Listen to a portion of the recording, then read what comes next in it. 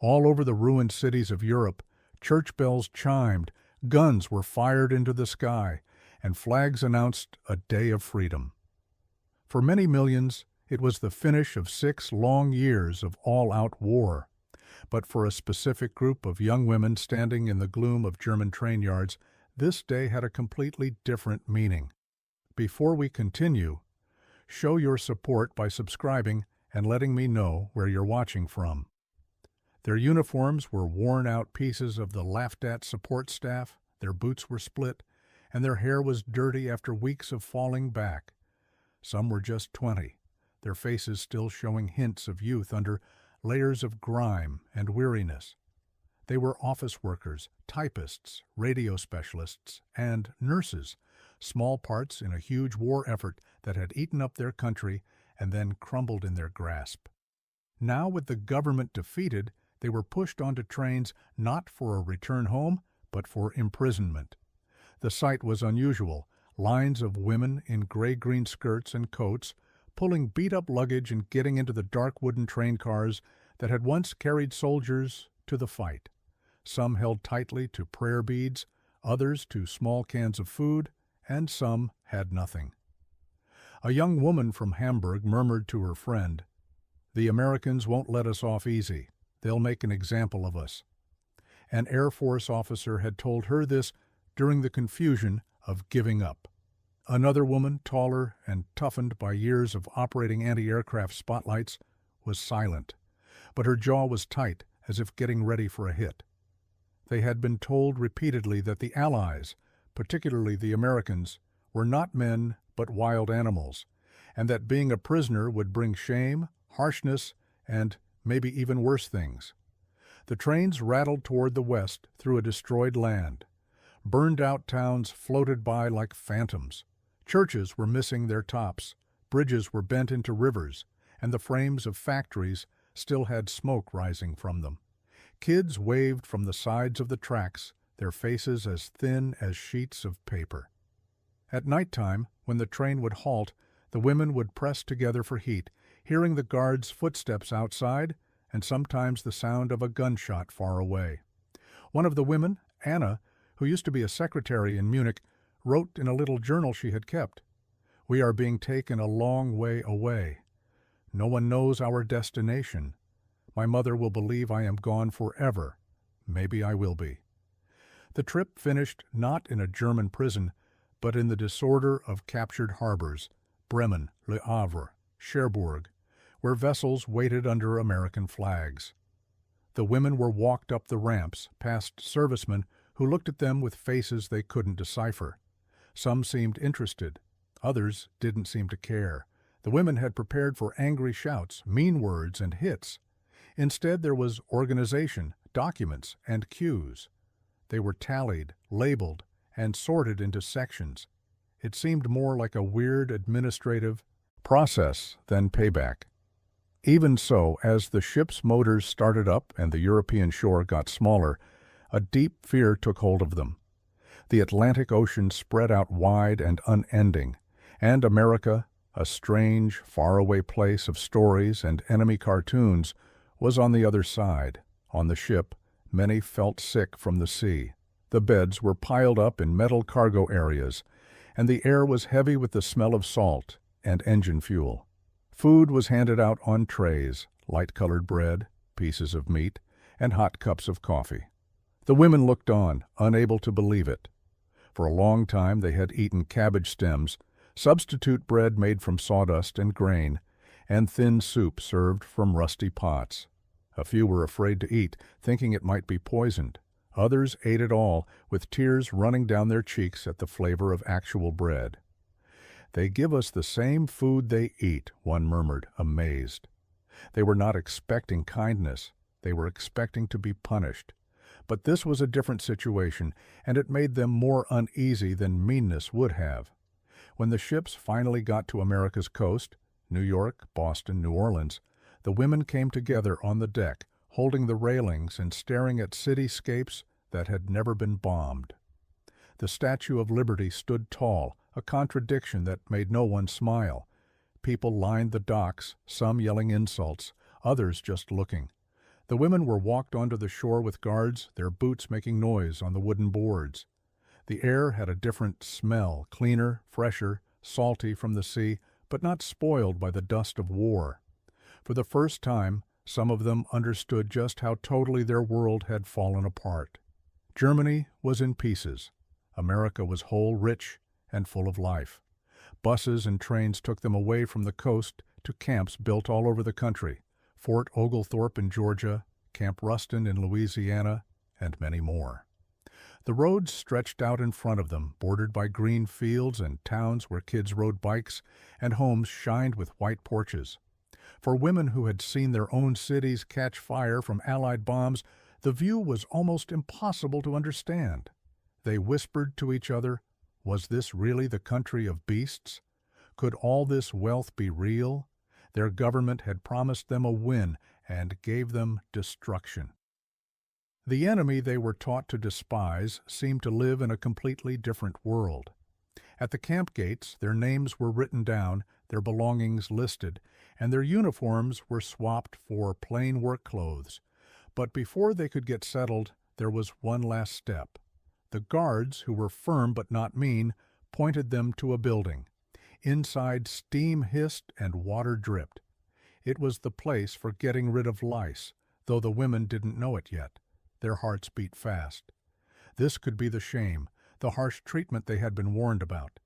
In the long line, whispers went around. This is where they will make us hurt. One held her suitcase like it was a shield.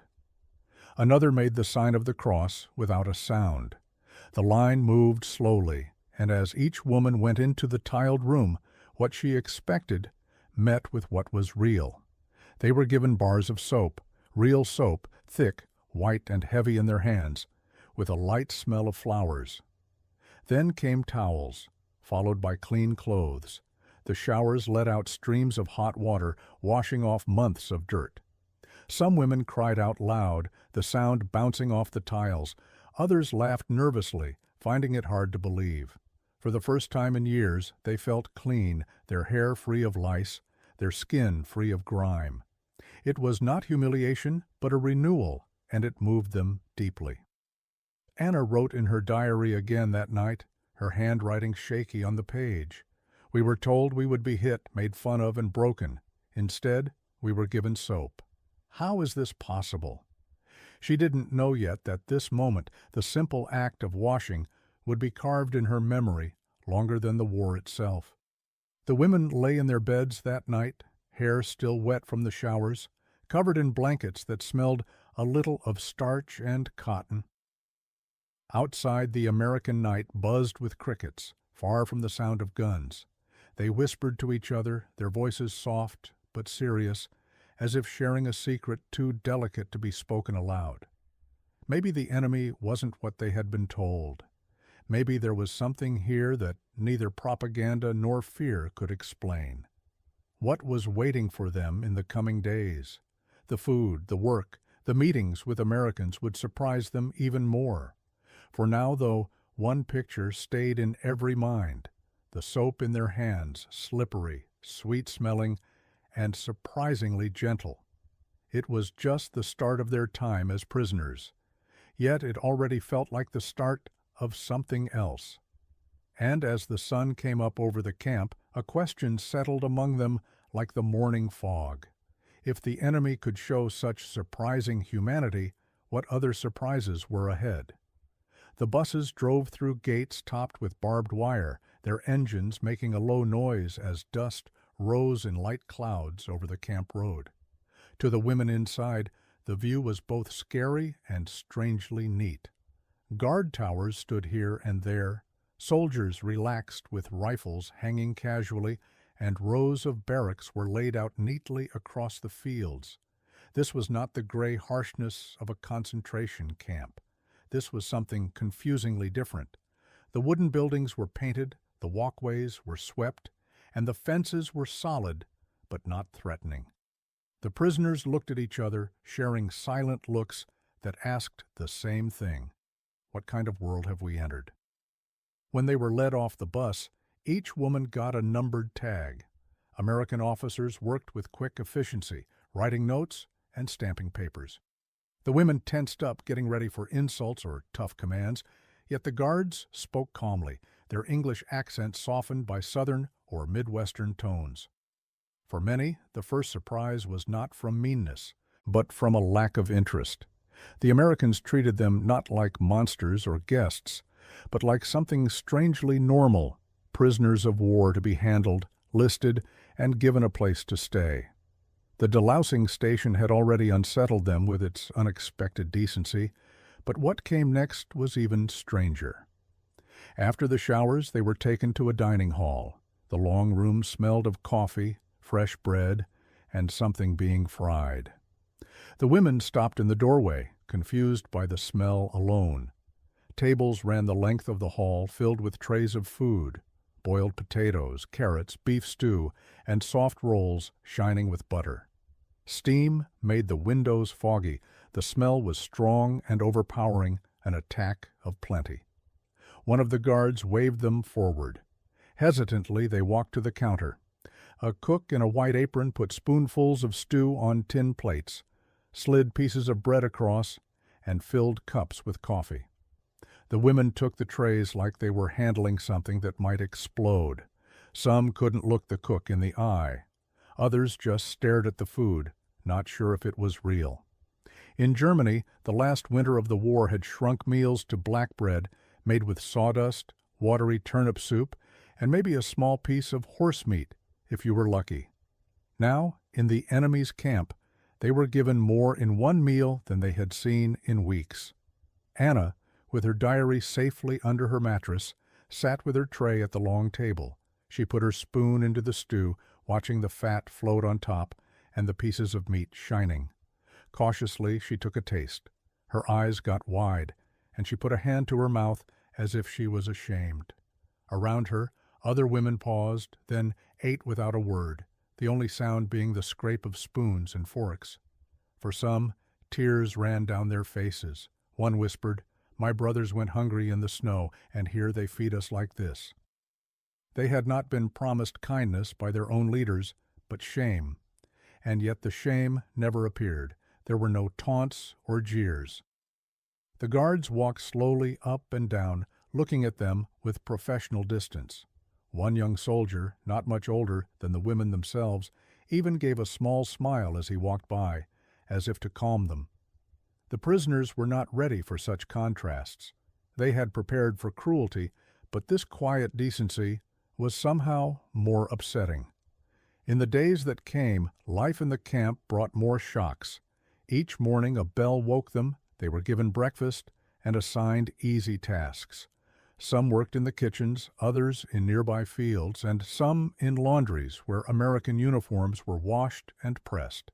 They were paid small amounts in camp money, which could be used to buy things at the canteen. There on wooden shelves were chocolates, cigarettes, pencils, and even lipstick. The women stood in front of these items as if at a holy place. A bar of chocolate was a miracle. A tube of lipstick was unthinkable, and yet here the enemy offered it for their work. The irony was almost cruel. Back in Germany, their families looked for scraps. Cities were in ashes. Children searched through rubble for a crust of bread. Letters slowly came from home, if they came at all, full of hopelessness. One woman read one out loud by candlelight. "We live in the basement now. The house above is gone. We boil weeds for soup. If you have anything, send it." She folded the paper with shaking fingers, knowing she couldn't send food, only words. The gap between their suffering country and the strange abundance of the camp grew with each day. Some started to feel a shame that was heavier than chains. They were enemies, yet here they were fed, clothed, and sheltered. The government had asked for their loyalty, sent them to operate radios and searchlights, but gave them hunger and destruction in return. America, the sworn enemy, gave them soap and stew. This reversal ate at their souls, unspoken but always there. At night they lay awake, listening to the crickets outside the barracks and wondering what it all meant. Not all of them adapted easily. A few resisted, not wanting to eat. hiding bread crusts under pillows, sure that the generosity was a trap. Rumors went around that the food might have drugs in it, or that the soap had some hidden poison. Yet, day after day, nothing happened except the quiet routine of camp life. Their bodies got healthier, their skin cleared up, and the lice were gone. Slowly, suspicion turned into reluctant acceptance. The Americans also watched with curiosity. Many guards had never seen German women before, only cartoons and propaganda. They were surprised to find them thin, tired, and often scared.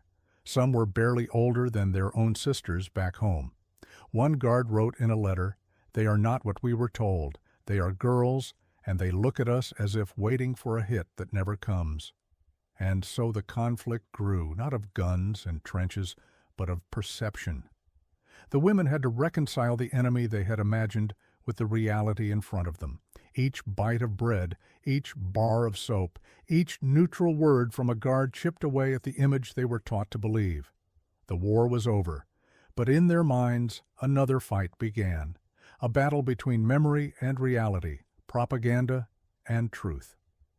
Anna wrote it down in her diary with painful honesty. To be treated with dignity by those we were told were beasts. It is harder than hatred. Hatred is easy. Dignity is unbearable. Her words spoke for many. The women no longer feared being broken by cruelty. They feared being undone by kindness. One evening, after working in the fields, the women were marched back to camp as the sun set low, spreading gold across the sky. The sky was huge, not marked by smoke, and the air smelled of fresh-cut grass. It was a simple scene, yet it weighed on them more than the ruins of their own country. Here was a land untouched, plentiful, and alive. The Reich had fallen into rubble. America stood unharmed, and in that realization, a new unease started to grow. They had gotten through the first shock, the soap, the showers, the food. But something else was becoming clear, something more difficult to face. For in the days ahead it would not be physical survival that would test them, but the slow, unsettling recognition that the enemy might be far more human and far more powerful than they had ever thought. The weeks fell into a pattern, and in that pattern the women started to lose sense of time. Morning bell, breakfast line, work assignment, dinner, lights out. Yet under the surface of the routine, a strange change was happening. At first, they had marked the days like prisoners scratching lines on a wall, but slowly the sharp pain of being captive faded, replaced by a quiet confusion. They were prisoners, yes, but they were also fed, clothed, and even paid. For women raised in a failing Reich, where loyalty was met with hunger, this reversal gnawed at their thoughts more steadily than any barbed wire fence.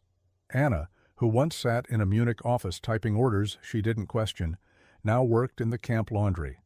The smell of starch and soap stayed on her fingers as she scrubbed American uniforms clean. Each shirt had the initials of men who were her sworn enemies, and yet, as she folded them neatly, she felt less hate than a strange, guilty relief. Here was work that wasn't about war, work that kept her alive. Sometimes she saw her own reflection in the shiny steel of the washing machines and wondered who she was becoming. Others were sent into the fields under guard, picking crops that fed both prisoners and soldiers. They felt the sun on their backs, the dirt under their fingernails, and the surprising weight of full baskets. Some even laughed quietly at their own sweat, finding in the work a reminder of the villages they had left behind. In the evenings they came back to the camp, their muscles sore, their spirits surprisingly lighter. This was not the shame they had prepared for. This was something else entirely.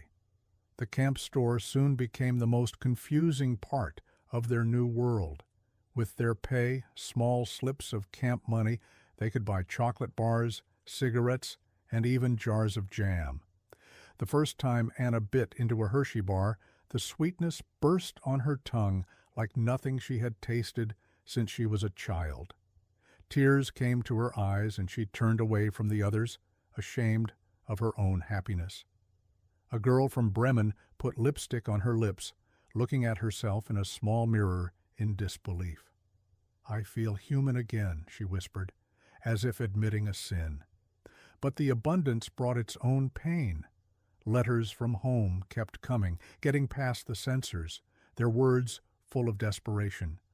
Families wrote about bombed-out apartments, about children coughing in basements, and about bread lines that stretched into the cold. One woman read her mother's plea out loud. "If only we had your American bread. Your brother is starving." Around her, a heavy silence fell, broken only by the sound of rats under the barracks floors. The women sat holding their letters, their trays of food untouched, the shame of having plenty burning in their throats. The Americans saw the contradiction, too. Some guards were surprised to see the German women gaining weight, their cheeks filling out, their hair getting its shine back. "They're better fed than people back home in some towns," one soldier said, half in resentment and half in amazement. Yet rules were rules. Under the Geneva Convention, prisoners were to be treated by standards that were often better than those in war-torn Europe. The irony was clear to everyone. Still, suspicion never completely went away. At night, whispers moved through the bunks. What if this was all a show? What if tomorrow the masks came off and the cruelty started? A few held on to their distrust, hiding crusts of bread under mattresses, convinced the abundance was a trap. Yet, as weeks became months, even the most careful were worn down by the constant normalcy of American order. No beatings came, no punishments other than the dull routine of work. The greatest cruelty, it seemed, was to be treated well. Anna's diary captured the conflict with painful clarity. "I eat, and my stomach is thankful. I sleep, and my body gets strong. Yet each kindness cuts me deeper. How do I square this with the faces of children in Munich who drink water for dinner?" Her words gave form to the invisible war now happening in many hearts. To be treated brutally would have been easier. To be given dignity by the enemy was unbearable. In the midst of this inner turmoil, small interactions with Americans made the contradictions deeper. One evening, a young guard dropped his flashlight during the nightly count. Anna bent down automatically, picked it up, and gave it back. Their fingers touched, and for a moment their eyes met. He gave a quiet nod, nothing more, but the moment stayed in her mind for days. Another time, a soldier walking past the laundry hummed a tune, soft and rhythmic, clearly American. A girl from Cologne knew the melody, laughed, and started humming along. For a brief moment, two enemies shared a song across a gap that the war had said could not be crossed. Not all guards were friendly. Some looked at the women with clear dislike, their eyes sharp with sadness for brothers lost in Europe. Yet even their hostility rarely turned into action. The women were not free, but they were not treated brutally either. They lived in a middle state, caught between punishment and a second chance. It left them restless, uneasy, unable to hold on to the certainty of hatred. And then the day came when they were taken outside the wire for work in nearby towns. The women rode in trucks through American streets, their eyes wide at shops with full windows, children chasing hoops on sidewalks, and men reading newspapers on porches untouched by bombs.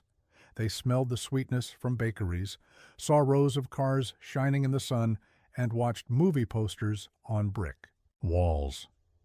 For women whose last memories of Germany were of cratered streets and burned ruins, the sight was overwhelming.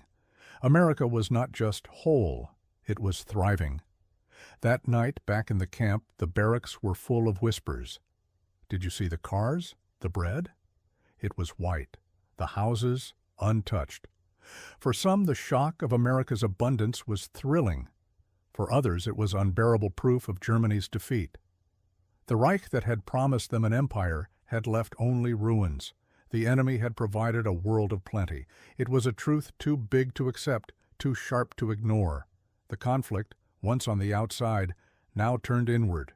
In their hearts, loyalty fought with reality, pride with thankfulness, and hatred with reluctant respect. It was not a clash of armies, but a slow wearing down of belief. Each chocolate bar, each hot shower, each look at an unbroken American street chipped away at the fortress of propaganda. The women began to see that the Reich had not only lied, it had stolen their view of the world itself. As the crickets chirped outside the wire and the camp lights shone like pale moons, Anna lay awake, looking at the ceiling beams. She thought of her family in Munich, of her mother boiling weeds for dinner, of the rubble where her office used to be. She also thought of the American guard's nod, the chocolate melting on her tongue, the clean water running down her back. Between these images was a gulf she could not yet cross, but in her heart she knew something inside her was changing, something that could not be reversed.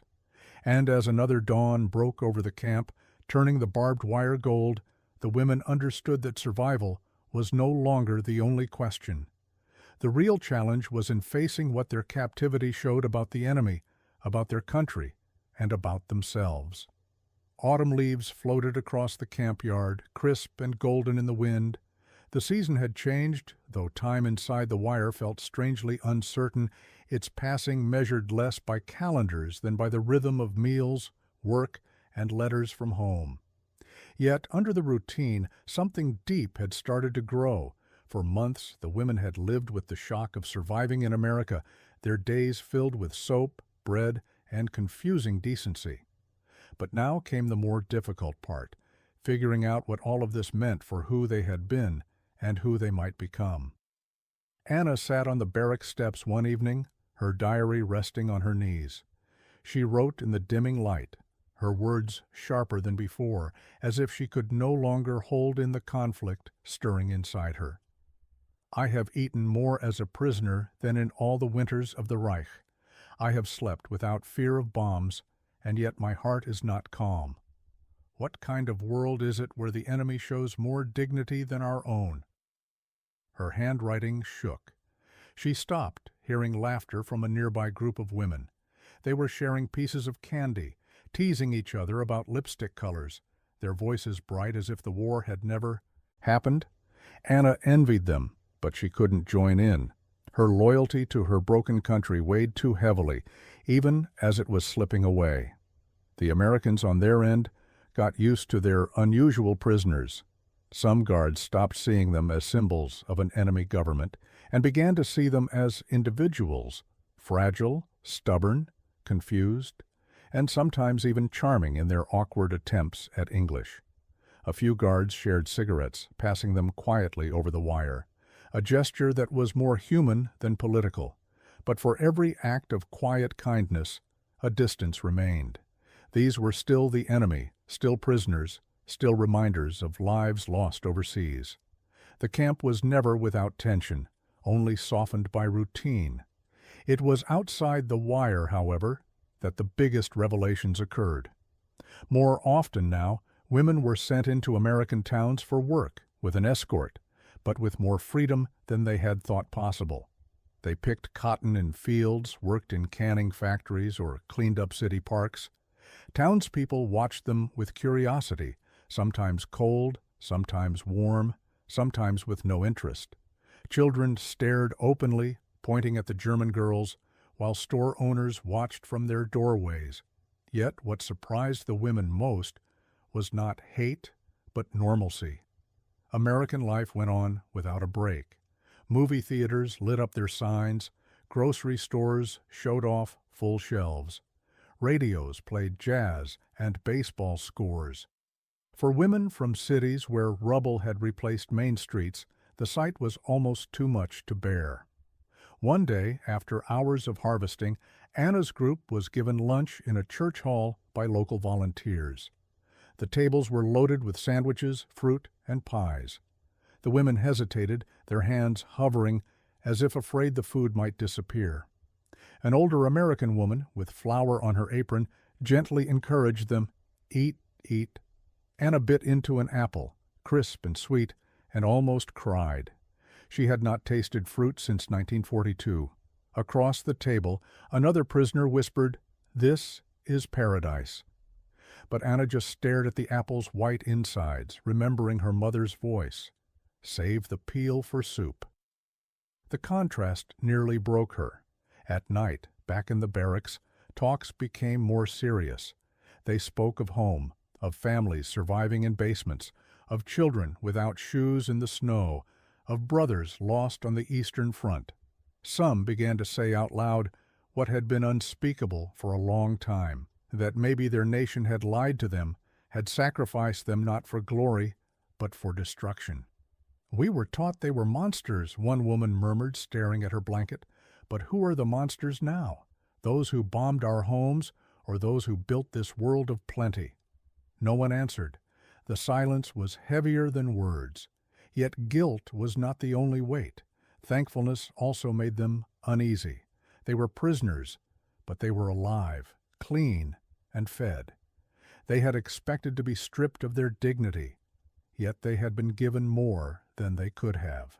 Imagined, the soap, the showers, the chocolate, they were all signs of something bigger, something harder to define. Was it mercy? Was it hypocrisy? Or was it simply that the Americans followed rules that the Reich had given up long ago? Each woman struggled with these questions on her own, unable to solve them but also unable to look away. Anna's diary became a confession of this turmoil. It would be easier to hate. Hatred is a fortress. It keeps the world out. But what they give us, bread, soap, music, it gets past the walls. It makes us see them as human.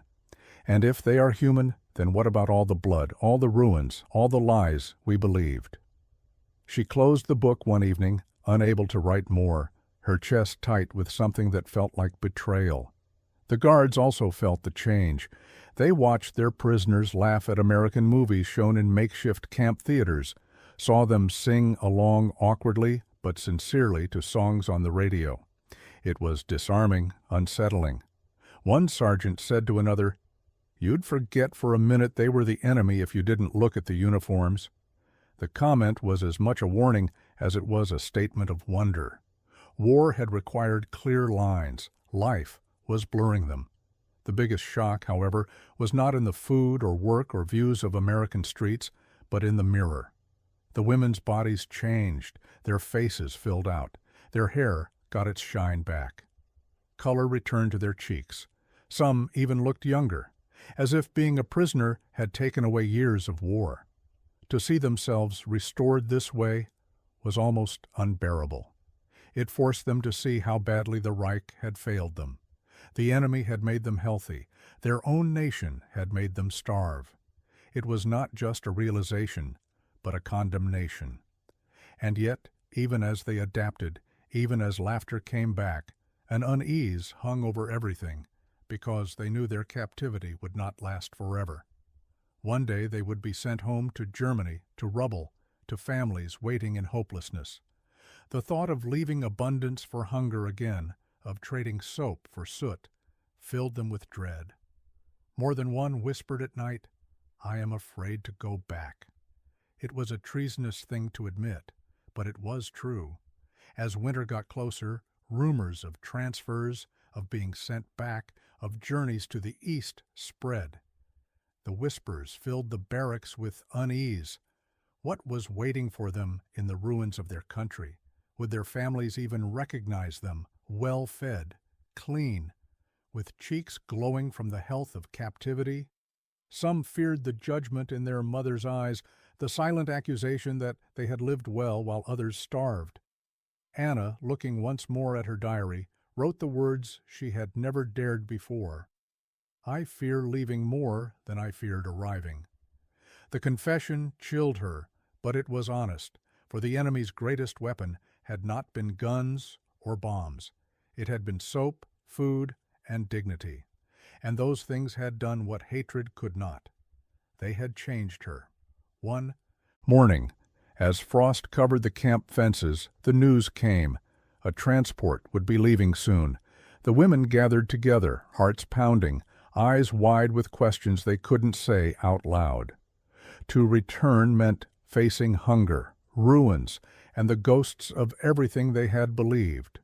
To stay meant being a prisoner, but also life. The guards read the names from a list, their voices flat, but to the women every sound landed like a clap of thunder. And as Anna heard her name called, as she stepped forward into the cold morning light, she realized the true conflict was no longer between nations. It was inside her, in the space where hatred had once been, and where something new, fragile, dangerous, and undeniable had started to grow.